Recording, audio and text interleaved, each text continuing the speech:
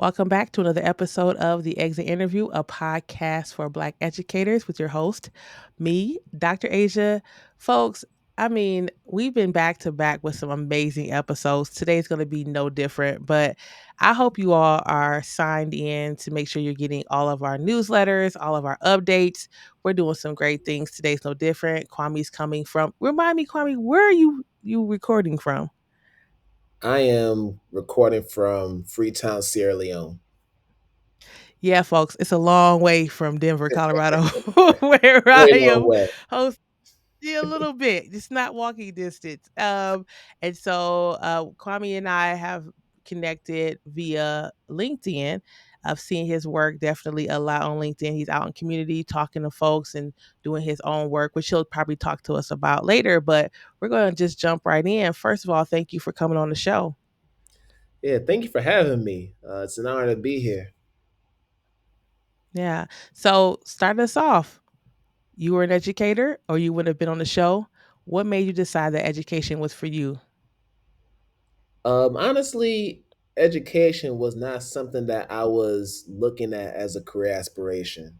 Just like a lot of boys growing up, I wanted to get into sports. I was a sports fanatic, still am to this day. I thought that I would be an NBA player. I thought I would be in the NFL, Major League Baseball, whatever sport you can name. I thought I was going to be that guy.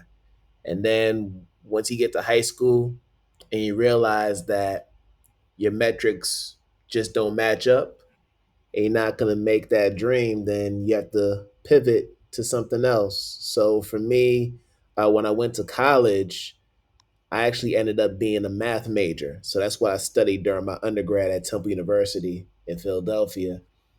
And it was during my undergrad that I started to work with children. So it started my freshman year. I was walking on campus and I bumped into an upperclassman, and I can remember her name. Her name is Tamara Tuck Anderson. Tuck's her nickname at that time. And she told me about this mentoring program she was running in her dorm. And she's like, hey, I'm doing this mentoring program. Would you like to be a part of it? We could use some volunteers. I'm 18 years old, eyes wide open. I'm super green. I'm like, sure, I got nothing else to do. So I end up going to this program and I get linked up with a middle school student who ended up being my mentee for the semester. And it was at that point where I realized I like doing this. I like being able to be a role model for young people. So then going into my sophomore year, I looked for a work study job where I could continue to do more of that work. So there was a YMCA that was walking distance from the main campus.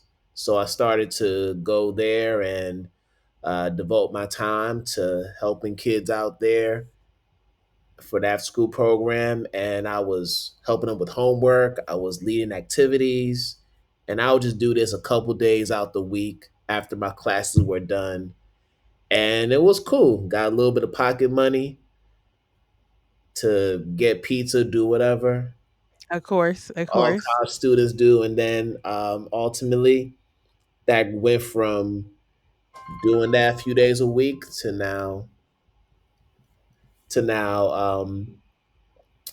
doing summer camps over there, counseling, and I would eventually end up being a direct employee for this YMCA. So this is something that I would do for the remainder of my undergrad until I graduated.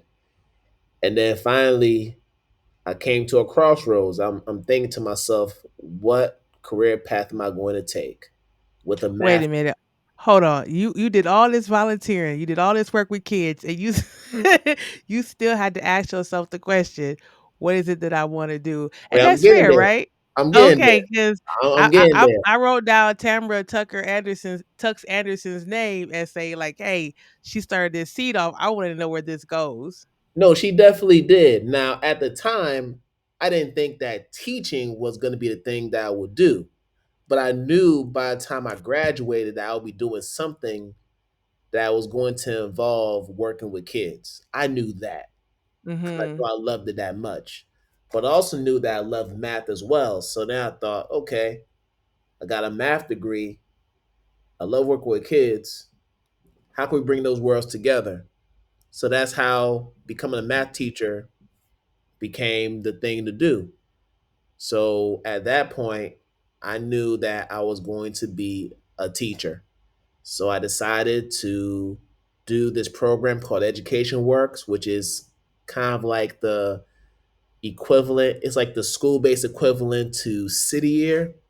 Okay. It's a former AmeriCorps program where you do a year or two working in the school, you get a government stipend, you're doing socialized recess, you're helping out teachers, you're running after school programs, you're working all these hours, only to get an education award when it's all said and done.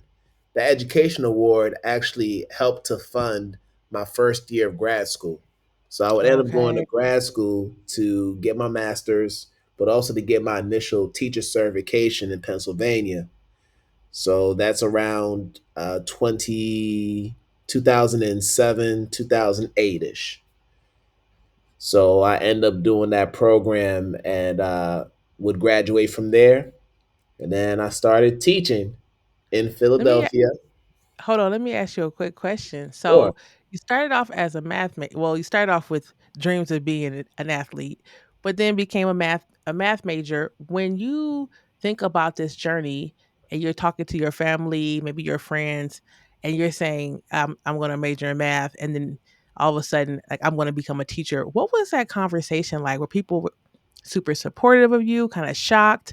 Did they always see that in you growing up? What was that like? I got a lot of support from my mother and obviously my siblings. My father, not as much because you're coming from a family that is West African. So both my parents grew up in Ghana, born and raised. Teaching was not something that was a first option. Usually, they look at you to be a doctor, they want you to be an engineer, they want you to get into finance or business. So you tell your father, oh, you want to be a teacher? They're like, oh, this thing doesn't, you can't earn money from this work. Why don't you just Yeah. become this or that? You have a math degree. You can get more money doing this. So he's thinking about it from a monetary standpoint. Whereas for me, I'm looking at the passion that I have for it and how it makes me feel. And that usually doesn't align in most African families. Mhm. So, but for the most part, I did get the support from my family members, and they were like, yo, that's what's up. Go ahead, Yeah, go with it. that's awesome. Sorry to cut you off. Go ahead and continue. So you come out, Yeah. go ahead. Yeah. So I get my cert. This is around 2010. I start teaching in Philadelphia. So those first 4 years, I was working in a couple of different charter schools as a sixth grade math teacher, and it was amazing.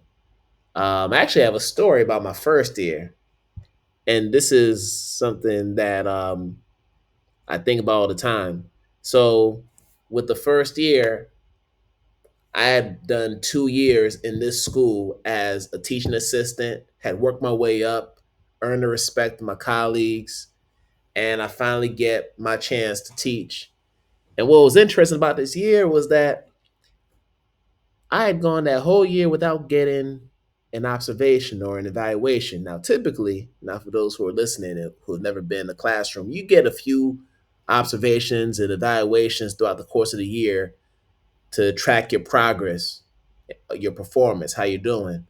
Especially as a new teacher. Right. So just to give context, I was at a charter school.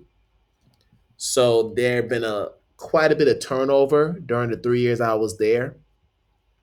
But this year in particular, I didn't get my first observation or official evaluation until April of that school year. Now, by this time, we had finished state testing, so we're kind of in that chill mode where, all right, we've done all the work we need to do.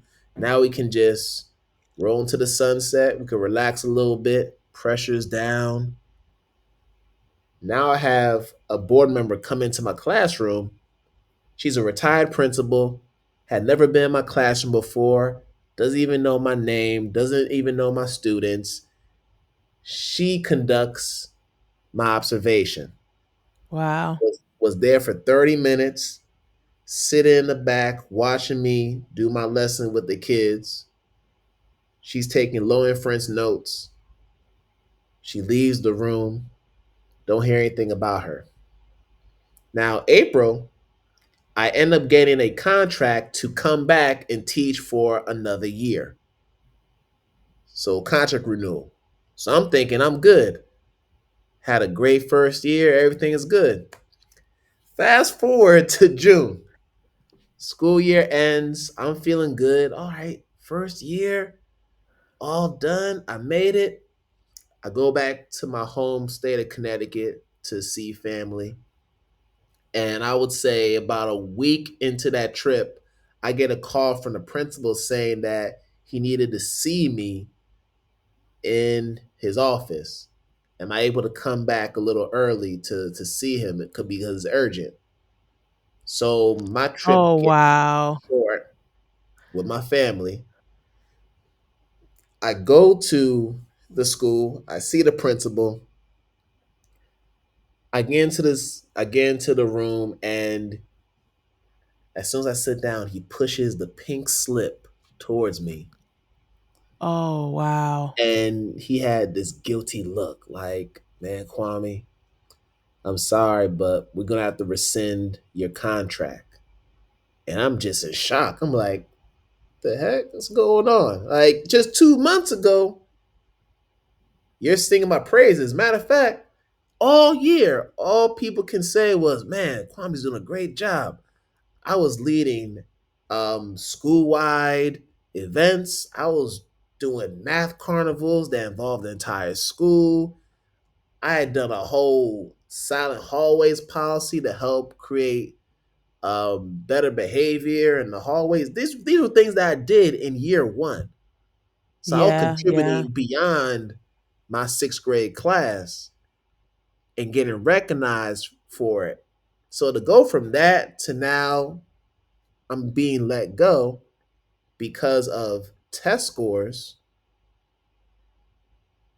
I'm like, how do we get here? Because not once did I get any kind of warning letter, right? Not once did I have Mhm. somebody come in checking in on me. Like I was really by myself. I Yeah. didn't have a I didn't have like a content level partner. Um, the way things were structured, I was pretty much my own team. And I would reach out to my principal, my vice principal with my lesson plan saying, hey, can you just check my lesson plan and see if everything's good? I'm looking for the guidance. They're like, oh, it's all good, Kwame. Like they even look at the lesson plans. And I was sending them every single week. I was spending all my weekends trying to do these lesson plans only to get no feedback.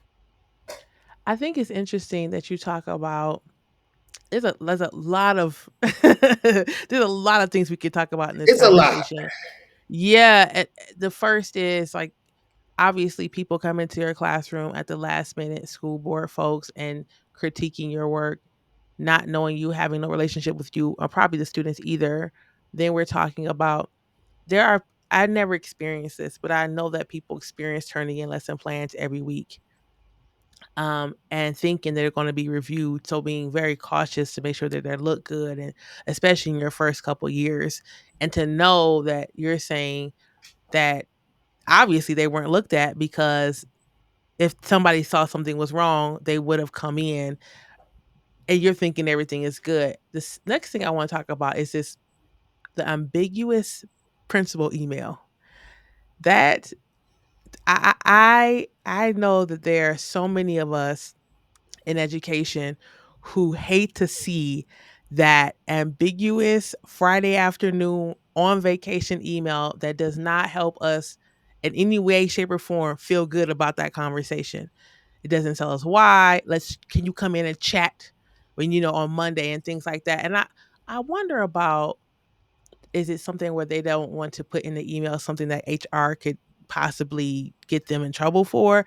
I wonder if it's a power thing, but Yeah, that if I could talk to every principal listening to this podcast and say, "Please stop doing that." That can we chat after school quickly? If you're not going to tell people what it is, let them know if it's like good or bad or something, because that really can impact people's vacations, like you're talking about, their weekends, even just the rest of the day. And I don't know why folks do that, but that has to stop in education. And yeah. continue. But that was just totally devastating. But to give even more context, my first couple years at this school, we had first off a different principal. His name was Dr. Salome Thomas L. You probably know him. He was my principal during my first year. Best principal I've ever worked for. He was supportive. He looked out for me, told me what it meant to be professional, being a black male educator.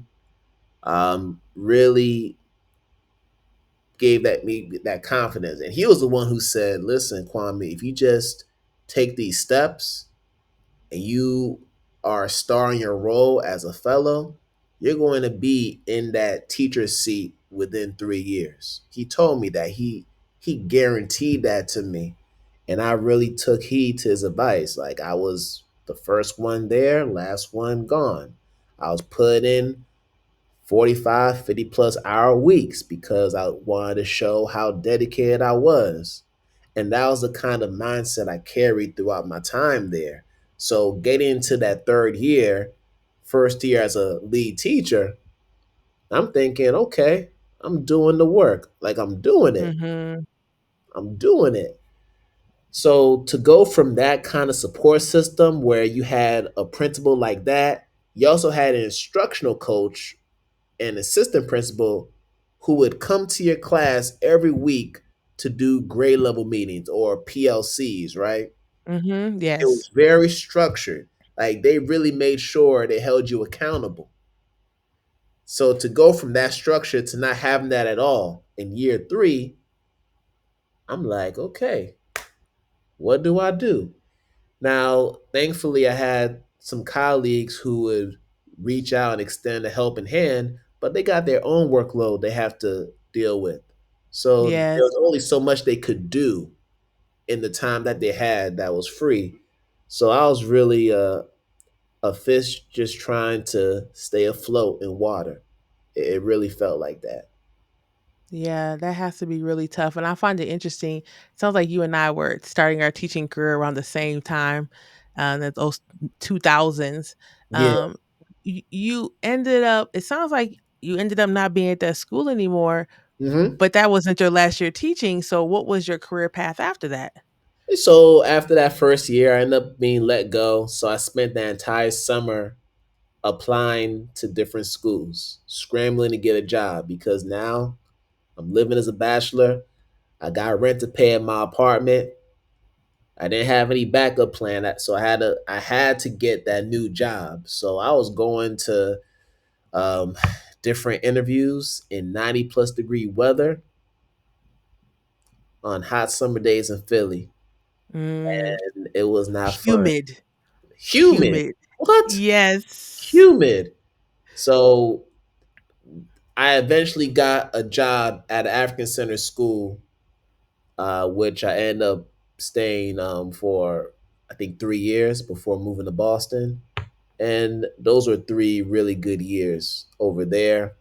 I was able to Tell us gain about my this confidence. African Center School. I wanna Yeah. hear about this. So it doesn't exist anymore. It closed down some years ago due to some mismanagement. They got into some stuff. And some of this stuff was happening while I was at that school, which is disappointing. So this is a school that's like has a freedom school model. So Philadelphia has a Mm. history of having freedom schools, where the focus is on African centered education, just self determination, black folks. So that was the kind of philosophy that I was going into with this school. So It was an all black staff. I think we only had one or two staff members who were white. Everybody else was black, which was beautiful. Mhm. And the kids would come to school with kente ties, um, navy blue sweaters, and khaki pants. Like they were looking real fly, and it was great to be in that setting because I felt like I was in my element. I felt like I could be more of myself.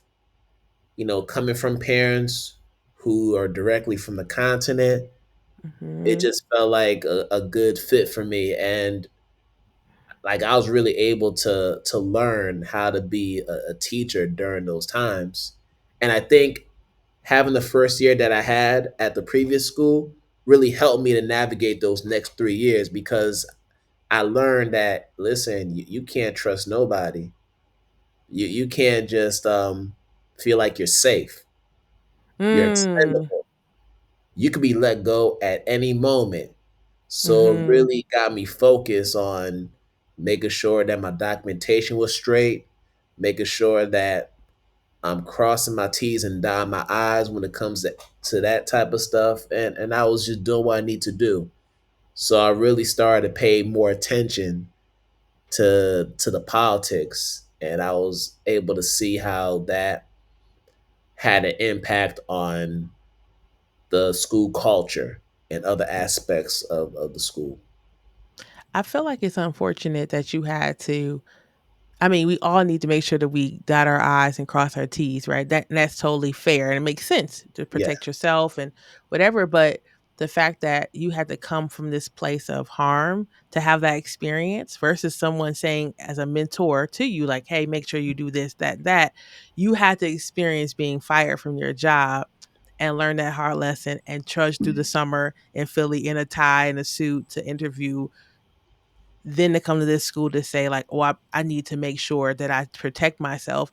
And that's, that trauma really, right? It's just so unfortunate that we have to figure out these pieces in that way. And I'm sorry to hear that that happened. And I think about this freedom school model and the school that you're talking about. It reminds me of an episode of Integrated Schools podcast where Sharif El Mekki was on that podcast and he Oh, talked Sharif, about, that's my guy. yeah, yeah, Sharif talked about in his childhood going to, I don't know if it's the same school, I have no idea, but going to a school that you, the way you're speaking about it, right? It's African centered freedom school model and what he learned and like the way he expanded his thinking. And I know that so many times people wish that they had a school like that for their children, but also for themselves. Um, I had a guest on some time ago, Dr. William Smith, who talked about if Black folks who are in education are still wanting to teach, what they should do is consider going to a place that totes Black excellence and Black love and resilience, a school model like that. And Mhm. I've talked about this so many times that I haven't in Colorado, and this should not be surprising to anyone, Nah, but in Colorado, I've yet to see it. I've seen people who want that to be the case and have fought for that, but that has not happened. So to know that at least at one time that this existed in Philadelphia is hopeful, but I am sad to hear that it closed down due to mismanagement. Um, you left Philly and you went to Boston. There's a lot of moving. What happened next in your career?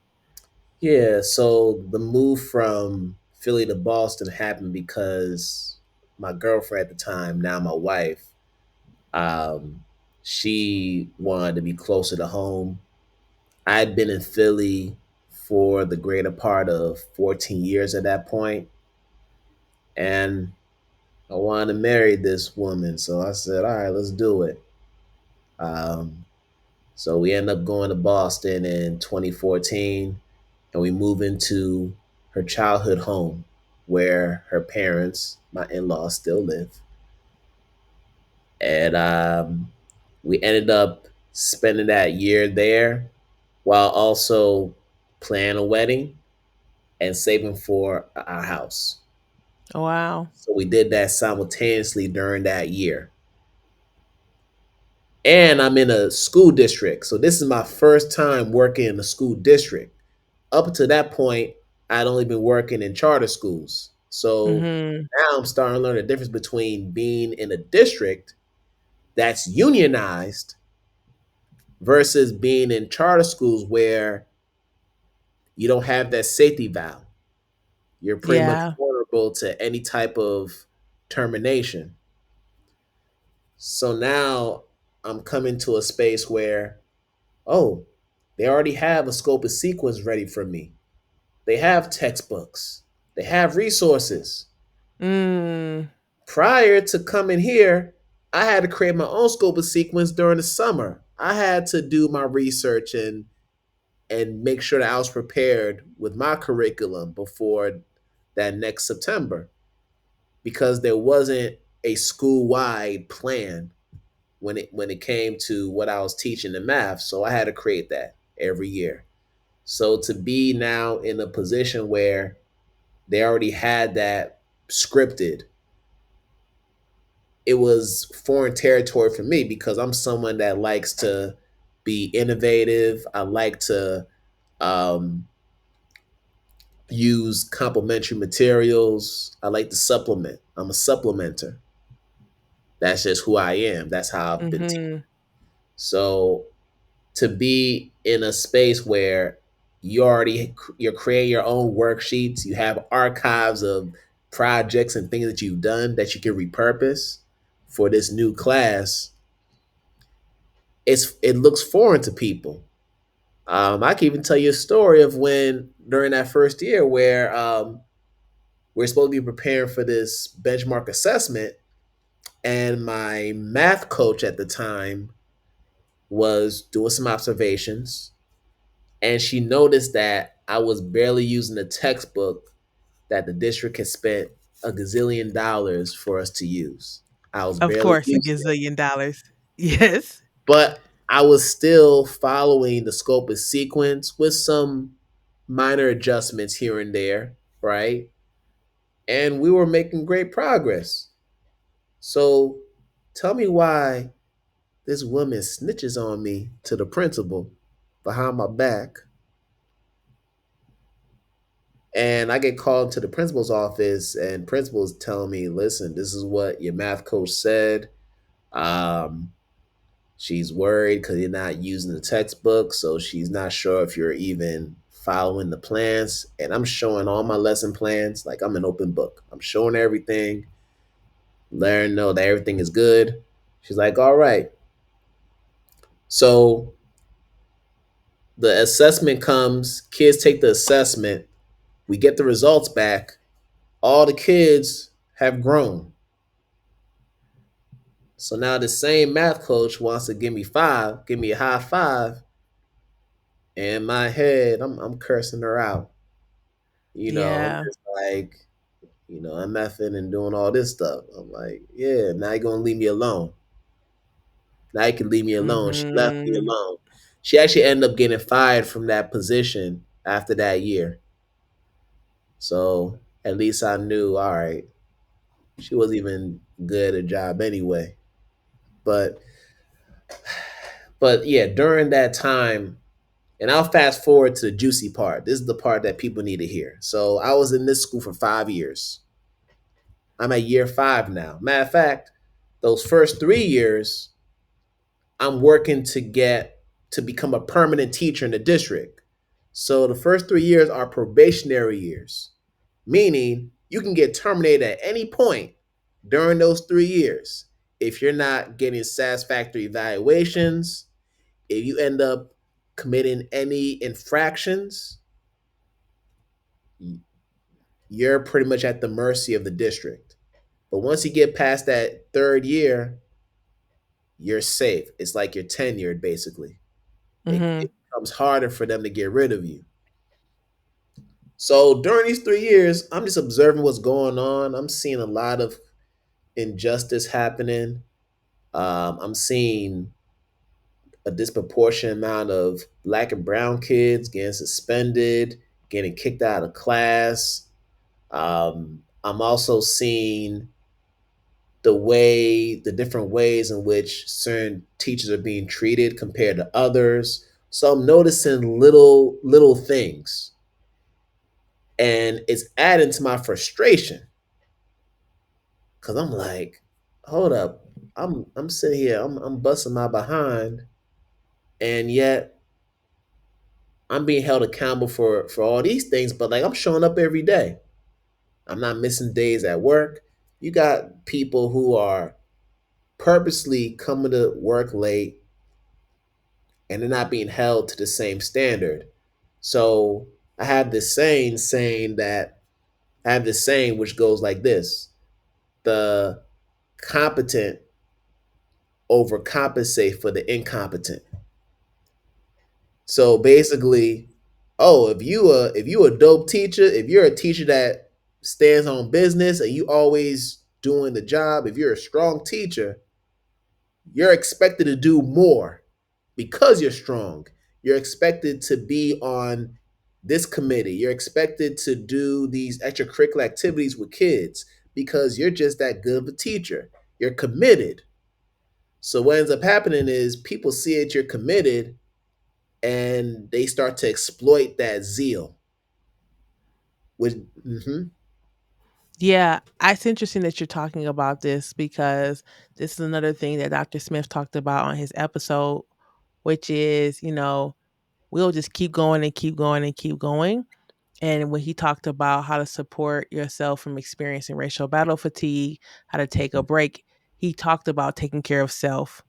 He didn't say anything about joining a committee, starting a committee, staying super late. He said, take care of yourself, go home, pick yep, your battles, eat your yep, fruits and vegetables, be in nature, because that's what happens. You're a great teacher and more things are put onto your plate. And I'll say black educators especially, and then we'll take it one more level, black male educators, right? Because like, okay, there's only so many, and so we have one. So let us just keep showing them appreciation by giving them more work and typically not for any more pay. And so I just had to pause you to say that. And I think it's really interesting. Also, there's so many of us who go through this tenure process. And we had this in the district I was in for a long time. I don't know if it's still the case. yeah. And people have to feel this need to wait until they're no longer tenured or no longer on probation or probationary before they want to say anything. And that's just hmm so hard, right? Yeah. Because that whole time that you're waiting, understandably so, you're stuffing down the harm that you're seeing that's happening to our students, happening to other educators, happening to yourself, to administrators. So yeah, I know that you're definitely not the only person who've experienced such harm and had to decide, like, should I say something? What if I get fired? I got to take care of my family. Let me just wait, right? And that's so hard for folks to do, and understandable that people make that decision to do so. Yeah, and that was what made it so difficult is that you see these things happening and you're like, nah, this is foul. But then you learn that, well, this particular principal is at this time the longest tenured principal in the school district. She been at that school for damn near 2 decades. Mhm. She got relations with people at central office. So even if you file a grievance against her, she's gonna find a way to get her get back. So Yeah. you didn't really have any protection. So you had some people who became indifferent to what was going on because they realized no matter how many grievances you submit to the union, no matter how many times you file a report, she's gonna still end up with her job because it's just hard to get rid of people. You have to do something so outlandish and so egregious that the district has no choice but to let you go. But it never got to that point with her. Yeah. She knew that. She knew Yeah, that. that power piece. We've seen it here too, where we've had folks in the district I was in who had children by they were principals who had children by teachers, and the person was married and not to that teacher, and instead of figuring out how to let that person go, they just move them up in the district. Mm. They've had folks say the N word and they just move into a different school. It's just, it and when I think of egregious, I can't think of anything that they would consider egregious because it's just been so many examples, especially amongst our white educators, that it's just like what would they have to be able to do? Set the school building on fire with children in it before they got fired. And so yeah, that idea of like if I do this and I know what's going to happen, and then you're talking about this person not getting fired, then also you being blacklisted. And that's a real thing too, is like that can happen to so many people where they try to go to a different school and they get blacklisted from that district. And I think that's again, it's a real thing that people need to talk about more. Mhm. Yeah, for sure. And speaking of N word, I think this was, I don't know if it was the last straw, but it was definitely a turning point for me. So, so this just a regular day. This is probably year 4 in this school, and I caught wind of a teacher, white woman, old white woman, who was using the N word during a grade level meeting. So I wasn't in this meeting. This is second and third grade meeting. So I taught seventh and eighth grade. And I don't know what they were talking about, but for whatever reason, she ended up using the word, I think it was, yeah, the N word, but with the hard ER. Now, Hmm. of course, the people in that meeting are looking at her like, are you sure you want to continue to say that word? Like, they look at her all like, nah, like this ain't right. This ain't it. She stood on that because she said, well, this was the language that my father was using. So I'm just basically repeating what my father was saying. So she's like, One of one those. of I'm gonna those, just share the right? story exactly how it was. Yeah. Mm-hmm. So, so basically, it ends up getting reported to the principal. Now it starts to spread. My grade level partner then shares it with me. Now I'm pissed. Now her and we're in the same instructional leadership team, and we're supposed to have a meeting after school. Now, all I'm thinking about is this. Like, all right, I'm gonna say something about this because I know they're gonna bring this up during the meeting. And of course, my colleagues like, nah, Kwame, I know you upset, but you gotta keep it cool. Yeah, you gotta keep it cool. So, I go in there, they're addressing it, and I'm just like, man, this is not like, I think I asked a question. I bring it up because they were kind of talking around the issue. So I'm like, is it okay for a teacher to use that kind of language, regardless of what the context was for that? So they trying to basically white splain what happened, Mm-hmm. and basically just say, oh, she didn't mean it like that, blah blah blah. Now I'll eventually have a private conversation with the principal to address my concerns. And you know what she told me? She said, yeah, she's wrong, but guess what? She's about to retire in 5 months. So we're just gonna sweep this under the rug. She about to retire. So there's no point in penalizing her. She's about to be out of here. So that didn't sit well with me. And it was that moment where I'm just like, you know what? Nah, I don't know how long I'm gonna be at the school. So now year 5 comes. This is the final year. I was gonna say if that you just said that wasn't the last straw, so I need to know what the last straw is because that would have been it for me. So please tell us what was this last straw.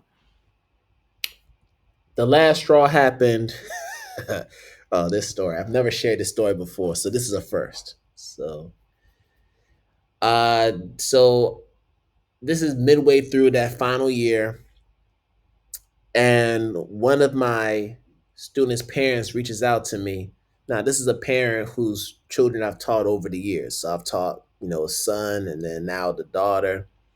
And she reaches out to me to ask me if I could write a, I guess, a character letter for her because she was in a custody battle with her youngest son's father, right?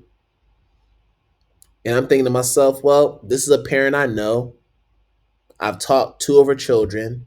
One of them is in my class currently, and she's not doing too well. She's usually a pretty good student, but you could tell something at home is bothering her that's causing her to dip in her performance.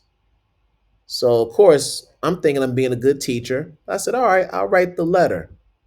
I'm not thinking about the father. I'm just thinking about the fact that I know this parent. She's always been a responsive parent. She's always been someone who handles her business and has been really responsible. So let me write this letter stating that, right? That's how I know her. That was in December. Fast forward to April, May. Tell me why I get called to the main office and I receive a subpoena to appear in court. So now my principal's asking me, like, hey, what's going on? I'm like, listen, I don't know. So I explained to her how I wrote the letter to support her. And of course, principal's mad at me. Like, you can't, why would you even do that? Like, I didn't know that was going to lead to this. I was just Yeah, trying of to course. support a parent. I'm thinking I'm doing my job, supporting a parent. But her perspective was, well, by you writing the letter, you're now basically taking sides with her and going against the father who has a son at the school. Of course, I wasn't thinking of that.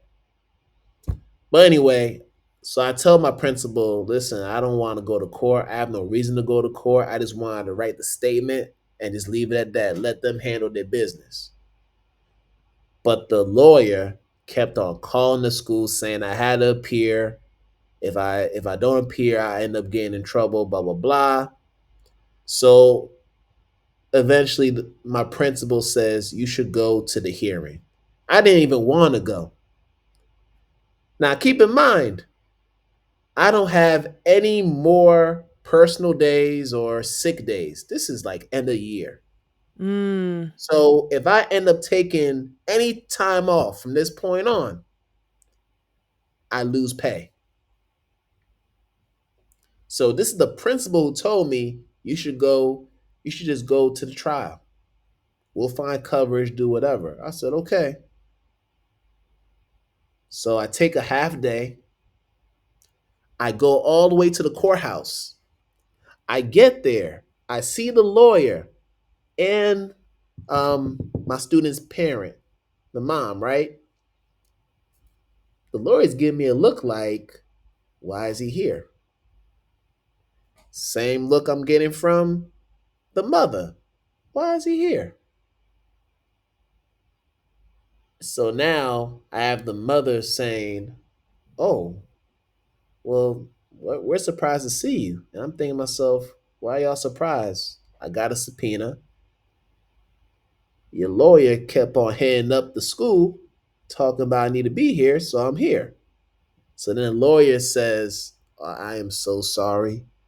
I had made a call to the school telling them that you no longer have to come to the trial. Mm. And I'm like, what? So I asked the lawyer, who did you talk to? And he mentioned our vice principal's name, who was somebody who I had a pretty good relationship with. So I felt really hurt by that. So now I'm sitting here like, okay, I'm here because my principal told me to go. I didn't want to go. So I'm losing pay to go to a trial that I didn't even need to attend. So I end up sitting through the trial because I'm already here. I might as well just be here, right? So Yeah. we so I go through it. I get called up to the stand to share whatever I need to share. I go so on my way out the courthouse, and this was an error on my part. I'm heated. I send an email to my principal and I CC the vice principal saying basically like, how is it that y'all didn't tell me that this lawyer called? The lawyer mentioned your name and he has no reason to lie about this. Basically, they're denying it, saying, uh, that's not true. He never called. And then it turned into, well, if you hadn't done that statement for the parent, you wouldn't be in this situation. Oh, wow. So so she took it there. So I'm like in my head, man, F her, blah blah blah. Okay, that's what we doing. So I get home, I'm pissed. And of course my wife, she's been hearing me vent about the principal for a good portion of the year. Cause there have been so many other things that have happened. Like every other day, I got a story. Yeah. So I tell her what I did, and she's like, you know what? I'm not taking her side, but you don't want to, you know, cut off that bridge because you're gonna need her. You about to be out. You're about to be out the country because she had just got her job with Peace Corps. So I knew it was gonna be my last year. I had already made the announcement to my colleagues, to the principal, and she basically said, "You don't want to end your time at this school like this. 5 years you've put in. You don't want to end it like that. So you should meet with her in the morning, first thing, before everybody gets here, and have a conversation with her." Yeah. I want to say that when people share stories like this, they often talk about how they went home and talked to somebody at home about the situation. And you just said something really interesting when you said, I talk to my wife about this all the time, and it was something every other day. So many of us go home and vent to our families about these experiences in schools. And I think it's so important that we talk about the impact that things that happen at our workplace have on our family, Yeah, right? We spend, even if it's 5 minutes a day, for 179 days talking about something at work that was harmful or things like that, that's how many minutes of our day that we don't get back talking about that harm that was caused from the workplace, right? And our spouses, our children, some of like are very much open to supporting us and listening to us. yeah, And that's not the point. The point is not that. Yeah, that's what they're there to support us. That's awesome.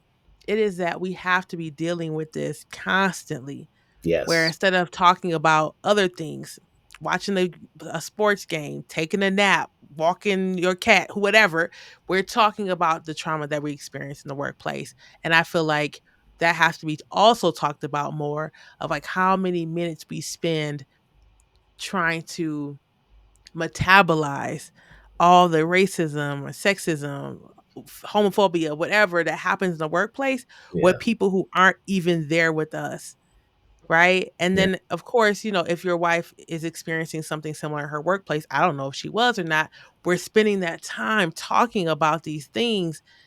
And it shouldn't have to be that way, that we spend any minutes talking about the things that we experience like that, that's traumatic in the workplace. But we have to, and we do.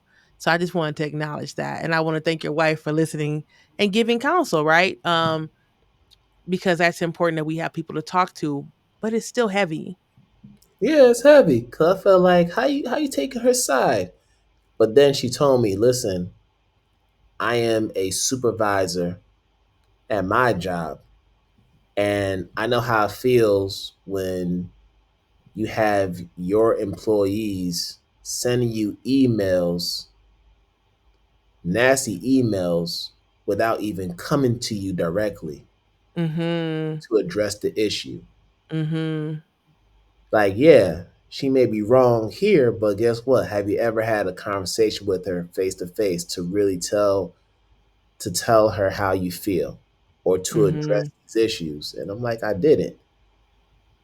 So she said, you need to have the conversation. But guess what? You have to, you got to talk first.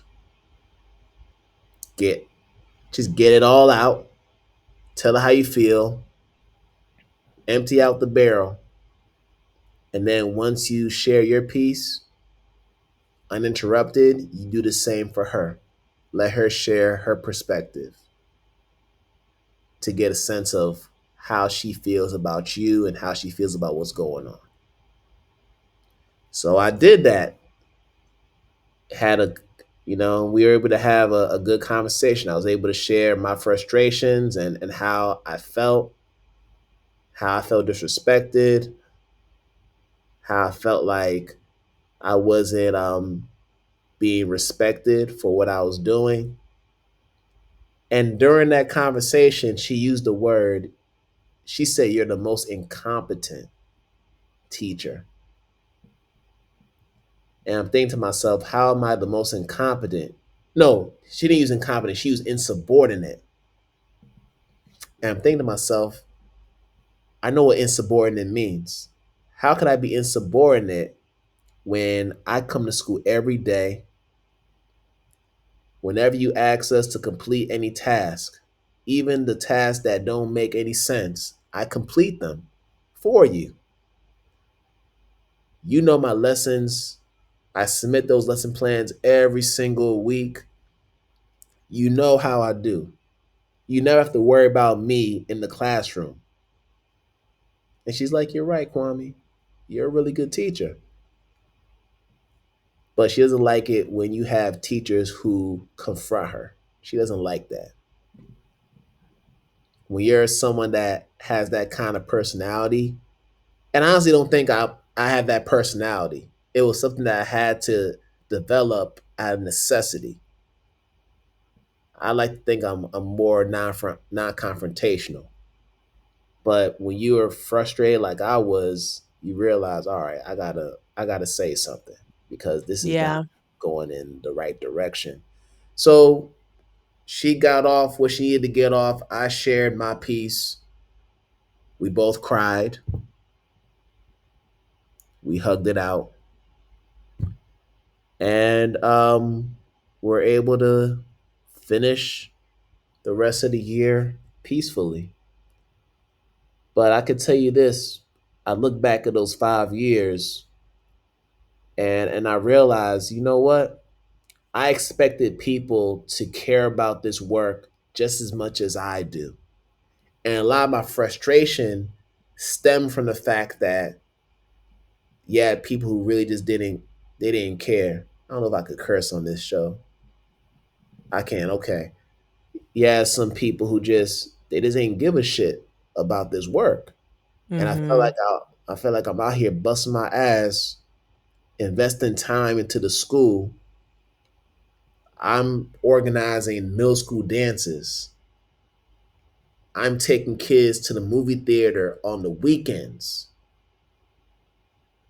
I am coaching or assistant coaching an intramural basketball team. Like these were things that I was doing on my own dime.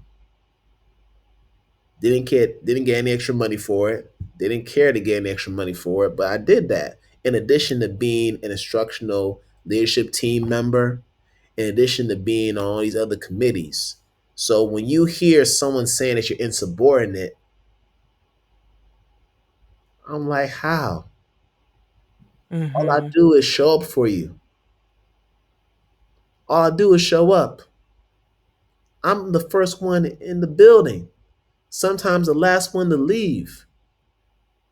How am I insubordinate when you have people that don't even listen to you on your own staff? So that hit me hard. But then I realized, guess what? Our values don't align. She is a manager. She's all about keeping things even keel. She's not the type that's going to be out and about building relations with students. She is all about the operations. She's all about, let's do the fire drills. Let's make sure the bulletin boards are updated. Let's make sure kids are walking in a straight line. That's what she cared about. It wasn't about being that principal that really wants to engage.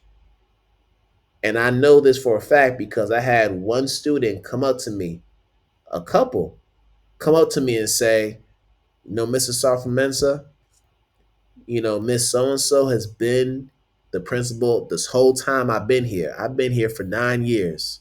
She doesn't even know my name. Yeah.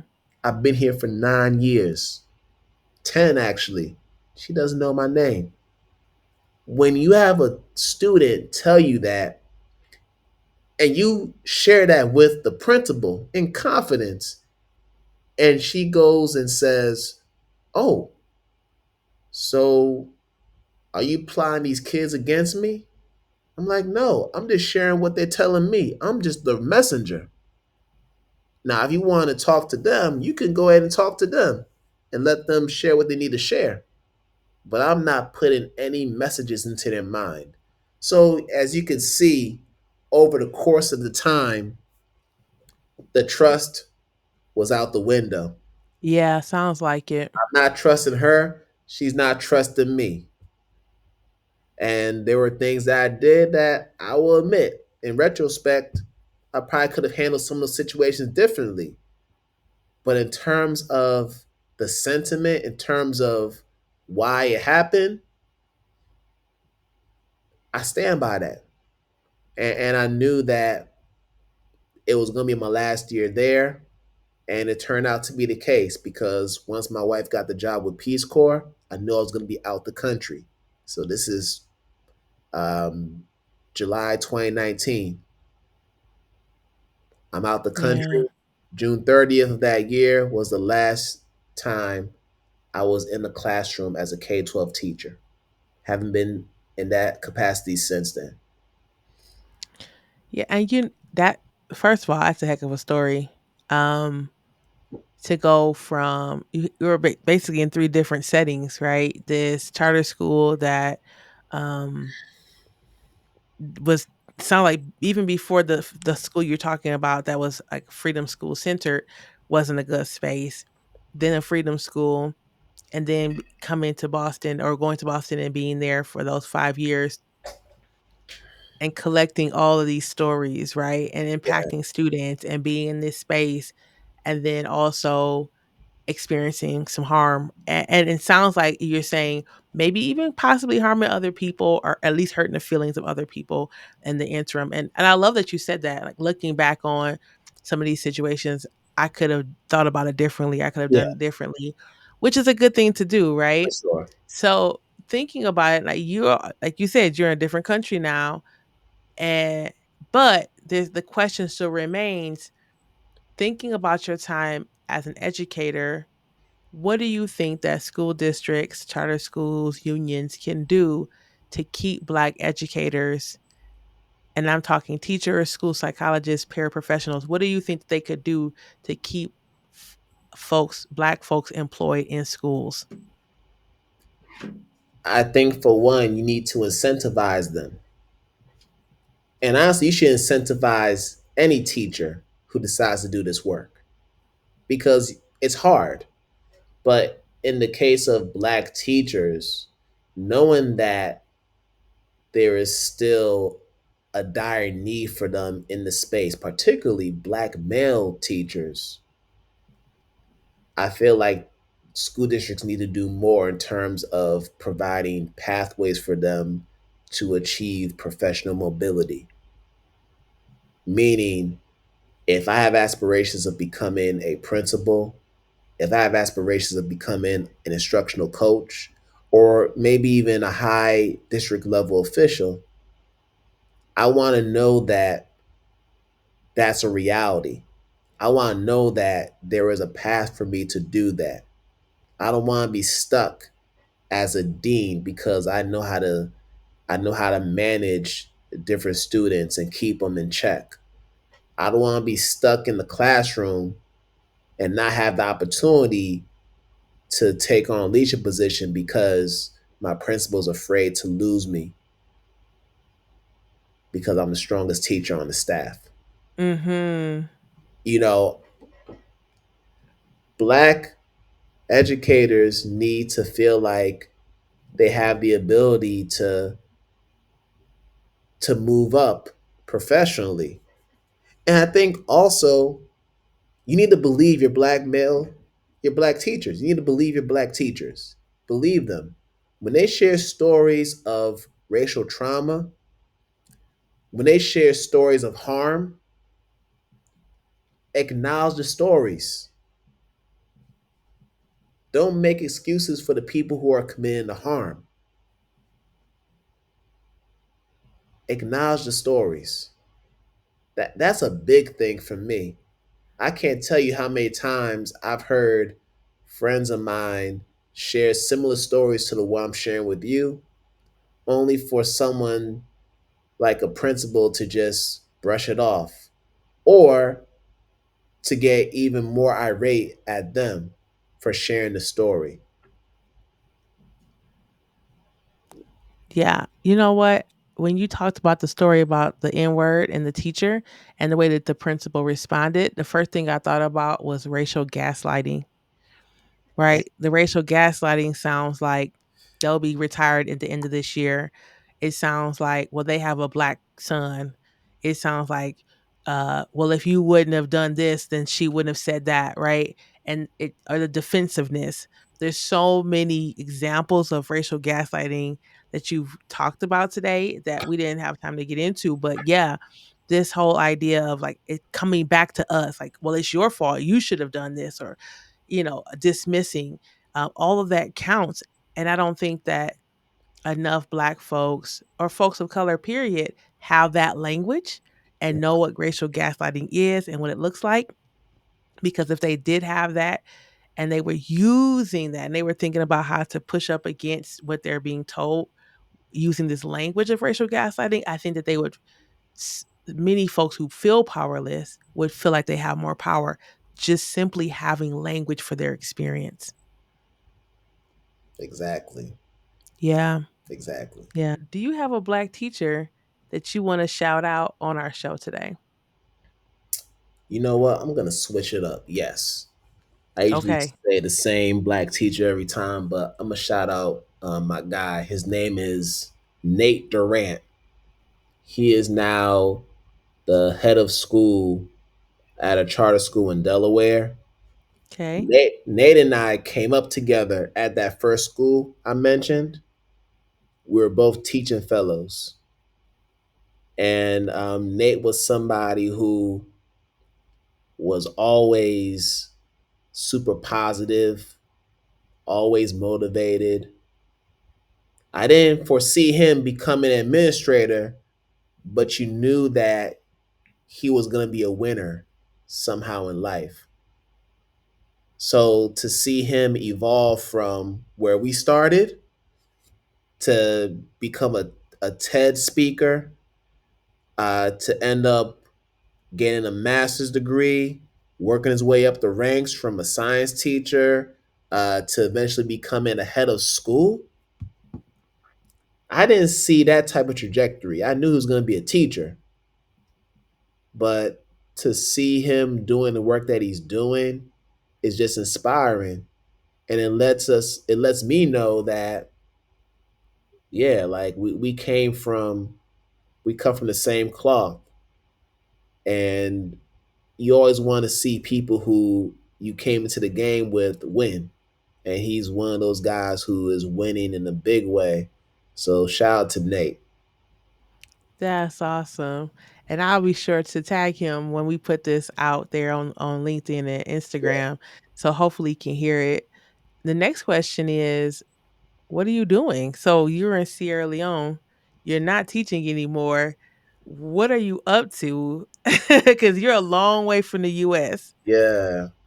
So it's funny, and I think this is something that's evolved over the past 5 years. So when I left the United States in 2019, my initial plan was to continue my teaching career at an international school. So I tried to apply for different jobs, only to not get those positions. And the international school game is very different. Like the politics is real. And if you're not really aware of how to navigate that, you're not going to be able to get your foot in the door. So that's why I experienced at that time, because I didn't know anything about international schools. So in frustration, I was like, all right, this isn't working out. So what can I do? So I started podcasting, like you. Started my podcast journey in 2019. Started my podcast called Identity Talk for Educators Live. And at this point, we're approaching close to 200 episodes. Congratulations. Say Thank say the you. name of it one more time. Identity Talk for numeral 4 Educators Live. Love it. Yes. So that is what started for me. It gave me a chance to learn about different school systems, to learn about the stories of different educators who have gone through their own trials and tribulations, but also learn about what inspired them to want to do this work. And what was interesting is as I was doing these interviews, I was learning so much about different racial backgrounds, different cultural backgrounds. Like I really started to understand the full spectrum of identity and how it shows up in the education sector from a teacher context. And funny enough, this is what inspired me to even want to write my latest book, Learn to Relearn. So I had written two books prior to that, which I self published, but Learn to Relearn is going to be the first one that's going to be released through a major publisher, Rutledge. Oh, And oh, and I love Rutledge. That yeah, Rutledge wrote or published Bell Hooks books, right? yep, Teacher to Mhm. Transgress. My Uh, favorite. yeah, yeah, All About Love, all those. So Bell Yeah, Hook book. congratulations. Yeah, matter of fact, that's so funny. I got it right here. So Teaching to That is Transgress. Teaching to Transgress is my favorite book of hers, Yeah. hands down. And then Killing Rage, Ending Racism is my second favorite. All right, all right. All right, that's what's up. Yeah. But So, go ahead. I'm sorry to interrupt. yeah, yeah. So the podcast really started for me because I was just depressed. I was away from home.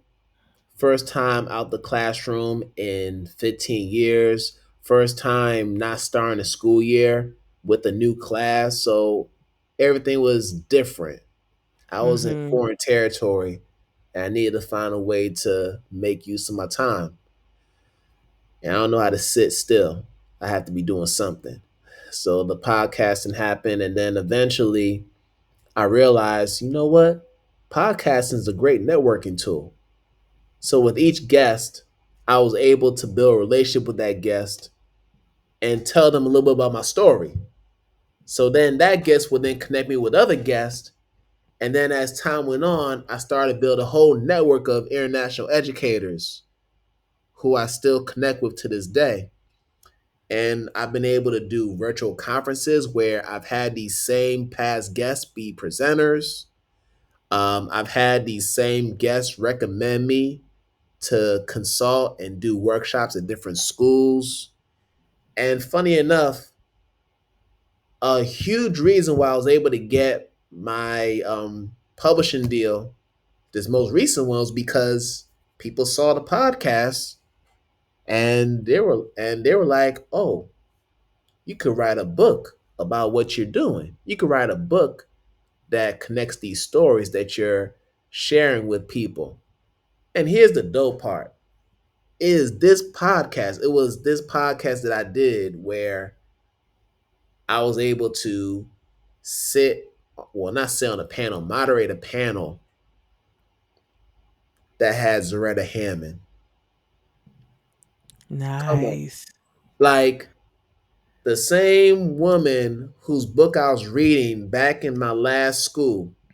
We're reading culture responsive teaching in the brain. And yes, and if for those who don't know that book, Culturally Responsive Teaching in Oh the my Brain, I god. remember when it came out, people were going bananas, including myself, Yeah. over that book. So if you haven't read it, Culturally Responsive Teaching in the Brain by Zaretta Hammond is a must read for educators and non educators too, actually.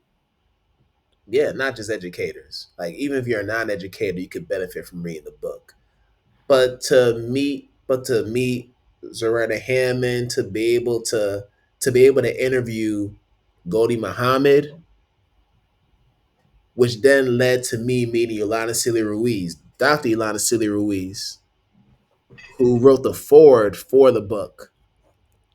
Yes. Yes. I mean, you couldn't write a better script than that. And I think what it really taught me was the fact that, okay, you might not be able to get into these schools, but guess what? You got some skill sets that you can leverage. You got some things that you're doing right now that are monetizable. You just got to figure out how to market yourself. You got to figure out how to stand out. You have to figure out how to connect with people because when you're in this education space, you don't see yourself as a brand. We come in with that employee mentality, that plantation mentality. You work in a district, all right. You wanna get these extra ends, all right. Go ahead and get you a postmaster's degree. Go take these professional development courses. Go attend these conferences to get enough professional development credits to move up to the next level of your certification. And typically, when you have to do those things, you're going further in debt and you're spending money that you don't even have because you know we don't get paid enough. So you're going through that cycle to move up the ladder, moving up the steps in your district, only to hit a ceiling and to not be able to get paid any more than what you should get. I got to stop you there because that is exactly right. And folks who listen to this podcast know that I'm an entrepreneur. I support Black educator wellness and do lots of other things, but specifically to support Black educators in their wellness and well being. And you're exactly right about that. I don't think that folks understand, Black educators understand the value they can bring to the broader community because we're so focused on moving up the ladder in our or across the pay scale, right? And we're also told that this is the way to go. The next step is dean, the next step is principal. And so it's not until for a lot of us we're in a place where we can't find a job, where we've been rejected from a situation that we say like, okay, let me back up and think about something different. But a lot of us would love to retire in education in some capacity and never think about being the speaker that's providing people the credits for the professional development. We never think about the podcast or the book. We're just reading the book. We watch the panel and we never imagine ourselves on the other side of that. And I think it's time for us as educators, and you don't have to quit your job to do this, but it's No. time for us to start rethinking like what our capacity is, what our capabilities are as educators, as Black folks, because it's not impossible, right? But we give so much energy to everything else and everyone else and all the extras that we don't have time to sit and think about what we want to do and then act on it. That's the part, right? Yep. You going down a whole different road with this podcast and we could talk about forever. Um but I'm gonna pause you because yeah, that's a whole different conversation. But Yeah. I'm glad you said this. Like people who know Zaretta Hammond or Goldie Muhammad, Bettina Love, folks like that, and say Hmm. like, I could never do that. Yeah, you can never do it if you say you can never do it. If that's what you choose to come out your mouth, in my mind, it starts with You got to believe that that's something that you could possibly do and be open to the idea, even if you have no idea how to do that. But again, I'm going to pause you because that's a whole different podcast for a No, whole that's a different lot. time. Yeah. It Well, is. It yeah, it's a is. It is lot. a lot. It's a lot. I'll wrap this up, and folks need to talk to you about this too. Actually, let me back up. People who want to get into contact with you, who want you to be on their panels, who want you to keynote, how can they find you? How can they connect with you? So you can find me at my main company website, identitytalk4educators.com. Over there, you'll find all my social media handles. You'll see past articles, my PD services and offerings. Everything is on that website. Also, the podcast as well. And you can find me on LinkedIn, Kwame Sarfo-Mensah. I'm Googleable. Google me. You'll see me. At this point, my digital footprint speaks for itself. So, yeah, let's connect. Good enough. Last question. What's been bringing you joy these days? What's been bringing me joy? My family. My wife, my two sons. Yeah, they really bring me joy these days. They always bring me joy, but yeah, especially these days. All right, folks. Simple enough. Family. Family. You make sure to find Kwame, look out his website, Identity Talk for Educators. Um, he's a great resource. He does live on LinkedIn. And I know this because I also live on LinkedIn. Yeah, so we so in make there. sure that you go hit him up, talk to him, follow his podcast, look at some of his lives, and connect. And yeah, we'll see you on the next episode. Peace.